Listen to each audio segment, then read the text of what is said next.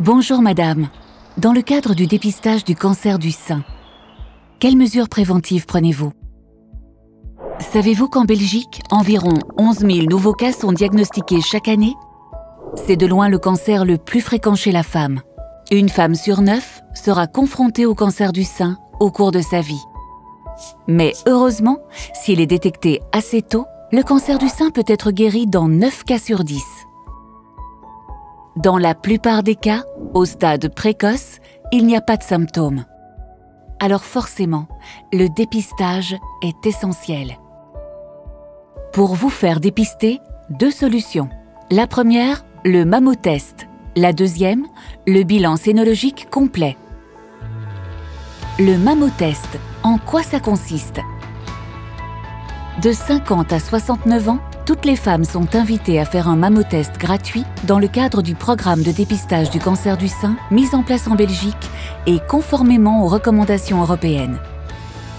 Vous recevez chez vous une lettre d'invitation pour bénéficier d'un mammotest tous les 2 ans. Cette invitation équivaut à une prescription. Vous n'avez pas reçu la lettre d'invitation? Demandez à votre médecin traitant ou à votre gynécologue. Pour bénéficier de cet examen, vous devez être affilié à une mutualité belge. La mammographie, la radiographie des seins, est analysée par au moins 2 radiologues. Vous recevez le résultat après quelques semaines. Ce n'est pas tout.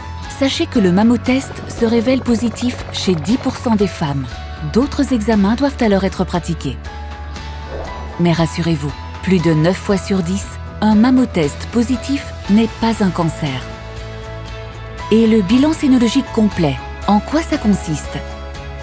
Le bilan sénologique personnalisé est adapté en fonction de l'âge, des antécédents personnels et familiaux, des facteurs de risque et de la densité des seins. Il s'adresse aux femmes indépendamment de leur âge. Il est toujours réalisé en présence d'un médecin. L'examen est complété d'une échographie si nécessaire. Les résultats sont transmis rapidement au médecin référent.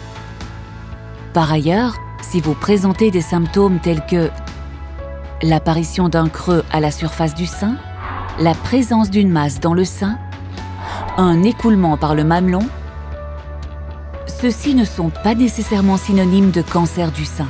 Mais adressez-vous à votre médecin qui vous prescrira les examens adéquats. N'oubliez pas la prévention.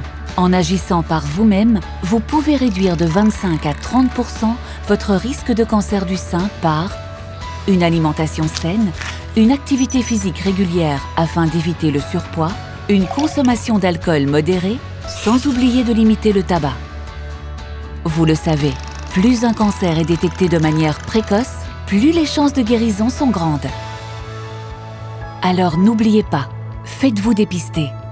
Adressez-vous à votre médecin traitant ou à votre gynécologue.